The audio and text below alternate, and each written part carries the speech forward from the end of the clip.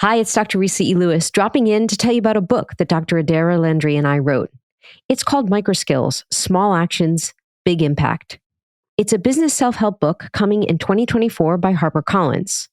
Pre-order now, Microskills, Small Actions, Big Impact, wherever you buy your books.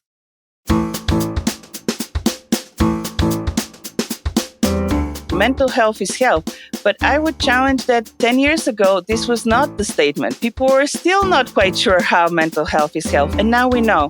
And I think oral health is having a moment of that recognition and visibility. And hopefully not in 10 years, hopefully sooner, we will have that message loud and clear that oral health is health. And you cannot be healthy if you have poor oral health. This is the Visible Voices podcast. I'm your host, Dr. Resa Lewis. In today's episode, I'm delighted to welcome Dr. Natalia Chalmers. She is the Chief Dental Officer of CMS. That's the Center for Medicare and Medicaid Services. In her role as CMS's Chief Dental Officer, Dr. Chalmers has been advancing the Biden-Harris administration's commitment to care for the whole person, which is a key to reducing health disparities and advancing health equity. So listeners, as you might guess, we're going to be talking about dental health. Natalia is a board-certified pediatric dentist, an oral health policy expert, and a public health advocate. She brings more than 20 years of clinical research industry and regulatory experience to CMS. Previously, she served as the dental officer at the U.S. Food and Drug Administration. When we get to the conversation, I'm speaking with Natalia about her role as a dentist, a pediatric dentist, the chief dental officer at CMS, and so much more. March 2007, Deamonte Driver's life could have been spared if his infected tooth was simply removed, a procedure costing just $80. However, the Driver family faced obstacles with Medicaid, poverty, and access to resources, resulting in an easily preventable health problem turning deadly. In the end, Driver endured 2 surgeries and weeks of hospital care, totaling about $250,000 in medical bills. Sadly, it was too late to save the boy, and he died in February of 2007. Now, that was from a news outlet that I just read, but I think it's prescient, and I wanted to use that word right there, prescient, that you actually brought up Deamonte Driver and 2007, because when I heard an NPR piece on this, I was devastated because as an emergency medicine physician, many people come in because of toothache. Many people come in with dental infection. And to be clear, nobody wants to come to the emergency department. People don't want to be in pain. It's about access. And one of the things I learned early on is, health insurance and dental insurance don't often travel together. And many people do not have dental insurance and access to dental care. And even when we see them in the emergency department, we say follow up with the dentist or, go to the dental clinic, it's easier said than done. They often have a very, very difficult time following up and actually being seen and therefore cared for in terms of health, pain, and ultimately being able to live thriving lives. Yeah. Well, I think when you and I first met, we talked about this shared experience that, these patients show up at your door. What is it that can be done at that point where the pain is the primary symptom and they, again, may have faced challenges with access to care? I want to share with you 2 examples that highlight how we're moving the policies and engagement with the states here to reduce the number of these emergency department visits. So one of them is we actually put together a national profile of how many beneficiaries in Medicaid, adults, go to the emergency department. And I think this is number one, raising the awareness. This is not a problem of the same magnitude and scale for every state. In some states, it could be 4% of Medicaid adults, but in others, it's very small, less than 1%. So it's really important to understand the scale and the impact. And then the second one is the best way to prevent people being at that point is to focus on prevention and understanding that dental disease is preventable, but it's only preventable before you have these complications and the big cavities and the abscess. So over the last 2 years, we work with 13 states to encourage primary care providers to increase oral health preventive services and application of fluoride varnish to very young children. to put them on the right trajectory, because the epidemiology of access to care tells us that young children see their pediatrician, but they may not see the dentist. And so it's really, capturing these opportunities to put people on a health trajectory that will keep them away from the emergency department, because that's the end of the road in terms of there's no definitive care. It's only palliative care. They still have to go and find a dentist. And we continue to engage with stakeholders as we think about the next phase of the oral health work in Medicaid. And our work group is wonderful that will release a public report. But one of the areas where they said there is a huge need is actually to focus on the emergency department visits. So we'll see where their work lands. It's just a topic near and dear to my heart, because these dollars can be spent better if they're going towards the prevention and early access to dental care services for adults and children. As a matter of fact, I have here Dr. Chalmers' passion for pediatric dentistry began early, when she saw the devastating effects of poor oral health in her elderly patients and decided to devote her energy to understanding the disease process and the most efficient and effective prevention strategies. That's why I got my PhD in oral microbiology. I was going to cure dental caries. It didn't quite work that way, but it opened my eyes on the complexity of the problem and how science has evolved, right? We didn't appreciate the hundreds of species that are involved in this process and all the prevention strategies we have today. So science is evolving, and so is dental practice. We truly are in the best of times in some ways, that children can live healthy and they can live caries free. And that is my dream, that kids grow up and have and experience the best of oral health that they can. Are cavities inevitable? That's actually one of the misconceptions I hear in my patients. Very often they'll come and say, oh, well, my grandparents had it, my parents had it, therefore there's nothing I can do. And caries is preventable, but before you have the disease, like with any disease, it's preventable before you have it. So we know what works, we know the contributing factors. Diet is really critical, access to preventive services, toothbrush and toothpaste, very effective if they're used every day. And of course, preventive visits to the dentist. These things together can result in children who grow cavity free. And I enjoyed having those in clinic. They're just a testament of what's possible. So they're not inevitable, but there are certain populations who have much higher risk. And so the focus on prevention needs to be intentional. They have to have all the tools to help them succeed. And I would say for the parents to be empowered to understand how this process works in order to, again, help their children achieve the best oral health. Because for me, it's never about the teeth. For me, it's about children and their learning at school. I mean, you're not learning math if you're in pain or you have an abscess, or you can't sleep at night, so you're not rested. And it's about, adults living, again, their best life, being able to get a job. It's really way above just the pure dental diseases, if you will. I'm Dr. Resa E. Lewis, dropping in to tell you about a book that Dr. Adair Landry and I wrote. It's called Microskills: Small Actions, Big Impact. It's a business self-help book being published in April of 2024 by HarperCollins. We believe every future goal, complicated task, and healthy habit can be broken down into simple, measurable, and tiny skills that you can practice and then excel by removing obstacles, overcoming assumptions, and maximizing your potential at work and in life. You can pre-order it now. Go to bookshop.org, amazon.com, or wherever you buy your books. In the emergency department, there's always, in terms of if I were to, this is not evidence-based, if I were to say when people come, they come when they can't sleep. They come when it's after work and they can't take it anymore. So I'm very humble regarding teeth, and I'm very humble regarding back, because a lot of people get back pain. But toothaches, it's just devastatingly painful, and it is such a throbbing pain that people cannot focus on anything else. So to your point, work, studying, just activities of daily living becomes difficult when you're in chronic pain.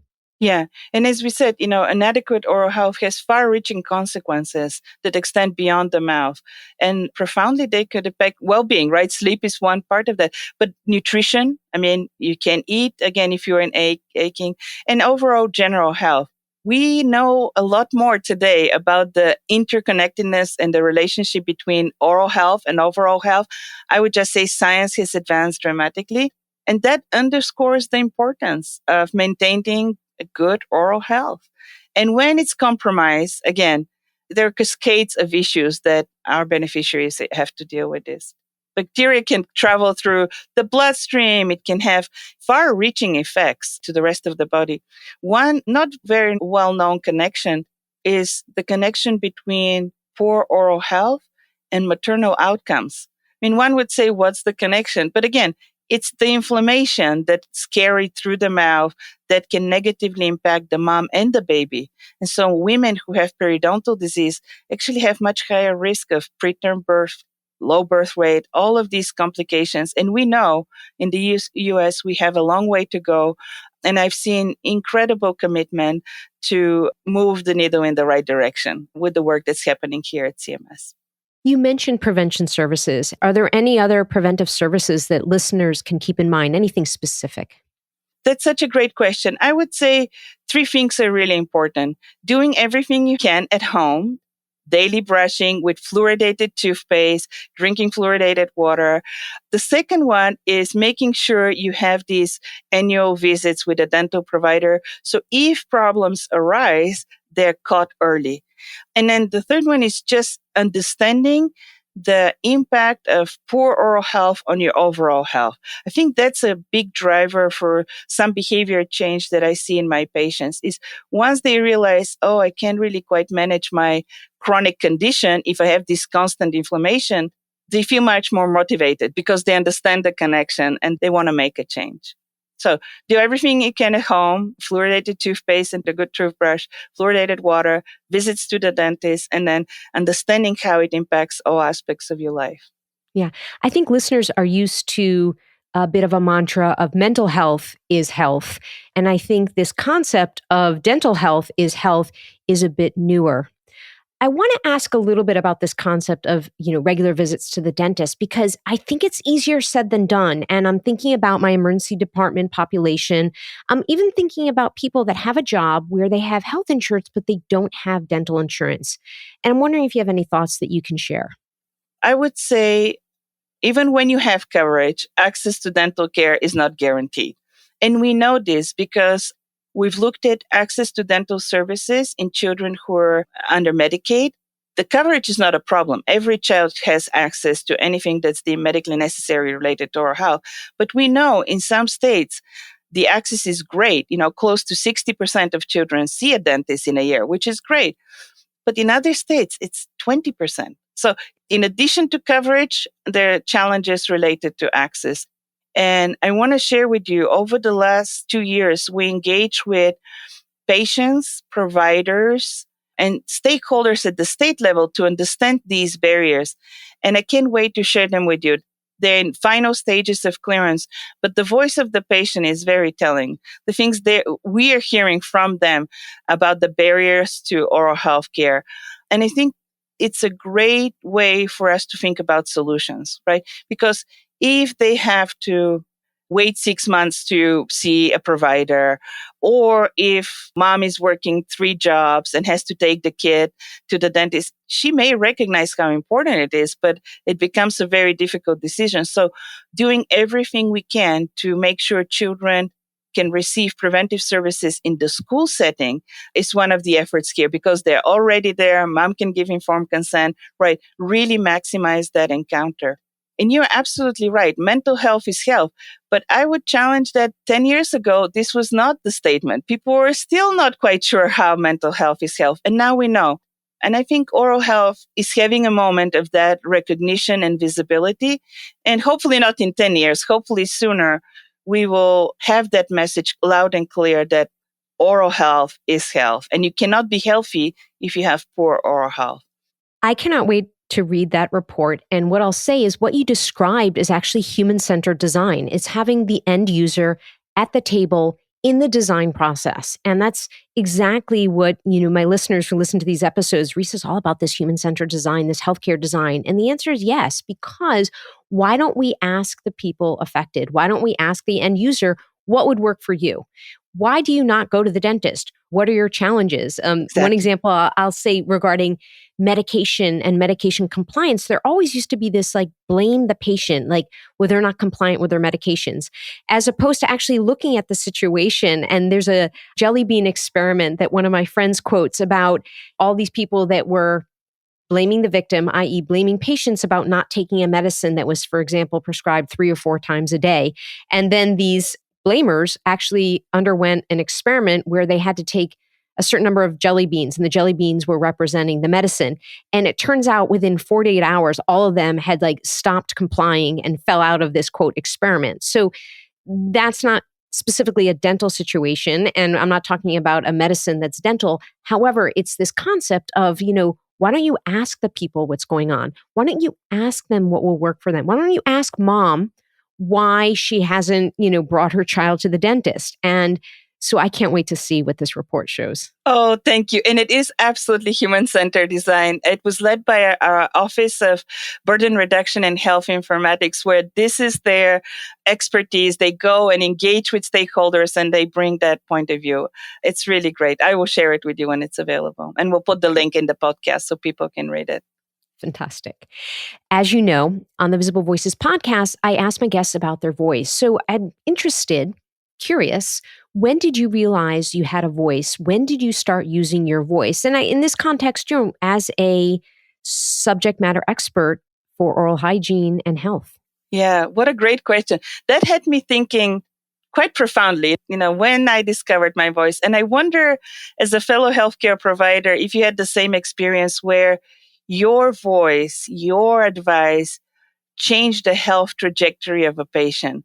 I find that very empowering and certainly have experienced that, especially with my pediatric patients, right? The moment you see the parent recognize that they have the power to change the oral health of their children, or the child, an adolescent, like, oh, I guess if I do a little bit more, I could see better health. That is so empowering as a provider to be able to change that trajectory. No exact moment stands out as, okay, this is the moment I recognize. It was very organic. And you talked about, my training. And I would say every training made my voice stronger because I could add an additional piece to empowering patients, so empowering policy decision makers with the evidence, with the data. It's been really great process to see as the voice grows.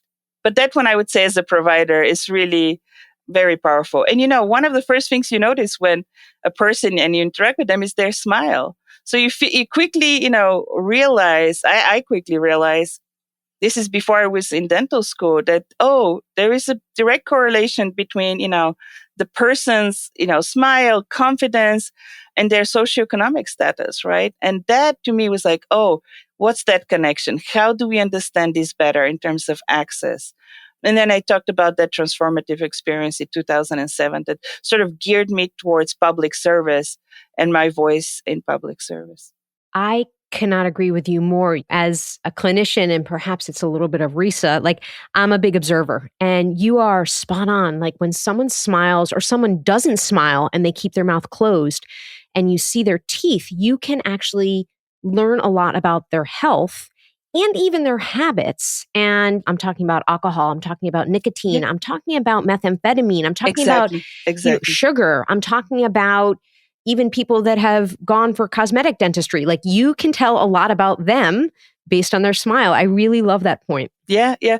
And for me, it's very organic, but I've used that voice from kindergarten and elementary school rooms because, when my kids were in school, I went there and gave them oral health. February is the National Oral Health Month, so they had special sessions. I love that, meaning the voice can be used in many levels. So from the kindergarten classrooms to then national and international conferences to state level interactions with dentists and non-dental providers. I would say, actually, that's been one of the most rewarding places to use my voice is to work with my medical colleagues and find a common ground and move the policy forward. And, I testified at the House and Senate before I was at CMS in Maryland. So the voice is one way that I discovered I could advance oral health. And I tried to use it wisely and seek every opportunity. And what keeps you up at night? Many things, but I would say one thing that stands out is today, many people in the US have fantastic access to oral health. They can receive the world class care. They call their dentist, there is an appointment, they get in right away. There's no issues with access to care. But for others, we know that accessing dental care remains a challenge.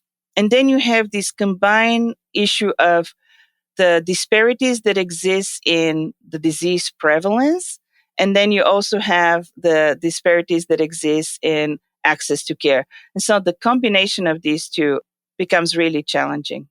Is there a specific example that you can walk listeners through so they understand exactly what you're talking about with the access and the disease? Sure. If we think about edentulism, and this is the end of the road, right? Edentulism is another way of saying you have no teeth. All the teeth are gone and you only have your gums. And then you may have dentures, but edentulism is the status where people don't have teeth. Overall, nationally, that's about 70% of people 65 and older.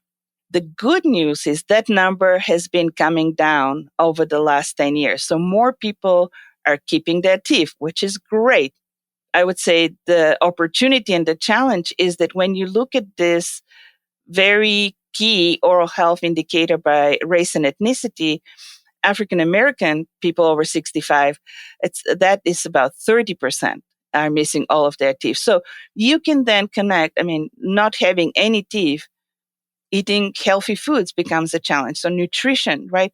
Managing all of these chronic conditions becomes more difficult. So that's just one example, but this is true in prevalence of cavities and untreated disease in children and untreated disease in adults. So we have a long way to go. That example is excellent and I think really illustrative for our listeners because we think about our childhood, we think about perhaps going to the orthodontist and getting braces or, having those fluoride treatments or worrying if you're going to have cavities. But moving ahead into adulthood, I think we don't always think about care for our teeth and care for our oral hygiene in the same way. And so, again, just bold facing that I think oral health is a part of health. This leads me to my question about your legacy. What is your legacy? I hope in the future we would have a place and access to care where children don't die of oral health complications. That would be phenomenal. And not only that, that's a bit grim, right? That we are looking for that as an outcome, but that they grow healthy. My dream is that every child under 6 has 0 cavities. That would be great because that means their trajectory of life looks different, right? So that's the dream. And I hope we can work with the states to put, programs and operations in place where every child has access to preventive services. And we work together with all of our federal colleagues to achieve that. There are also many events that are charity driven to, open the doors for dental care. Hopefully one day we won't need this because everybody will have access to some sort of dental coverage and will be able to get the care they need. This is a process. Obviously, it's not a one-person effort, but to be part of those solutions, it would be great. The Resa wrap-up. Special thanks to Dr. Natalia Chalmers for joining me in conversation. It was amazing to be with such subject matter expertise and leadership when it comes to oral health and oral health care. So 3 take-home points, audience. Number 1, oral health is health. And the more we can think about this in a comprehensive way, the better overall we will be as children, adults, elders, and a society. Number 2, human-centered design. I was delighted when Natalia said that CMS is using human-centered design to try to find understanding, education, and solutions. So at the center of CMS's human-centered design process is a participatory design methodology. They work directly with clinicians, patients, third-party vendors, federal partners, and CMS employees to collaboratively understand the context of their work and engagement with CMS, as well as the solutions they're creating to support them. And finally, what exactly does this barriers to oral healthcare illustration show? Well, I'll give you 3 big ones that hit me as an emergency physician. Number 1, emergency pain. There is a lack of timely dental care. So patients can end up in the emergency department. In fact, they often do for their dental-related pain. As you may understand, trips to the emergency department can be costly, and actually they don't solve the root, get it, root of the problem. Next, delays in care. Patients report up to 6 months or more to be able to see a dental care provider. There are more patients than available providers. Finally, legislation. At the state level, they can allocate more funding to expand oral health care benefits. And audience, from my perspective, we need to expand access and availability of timely, preventative, accessible dental health care. That's all I have for you this week, audience. See you next time.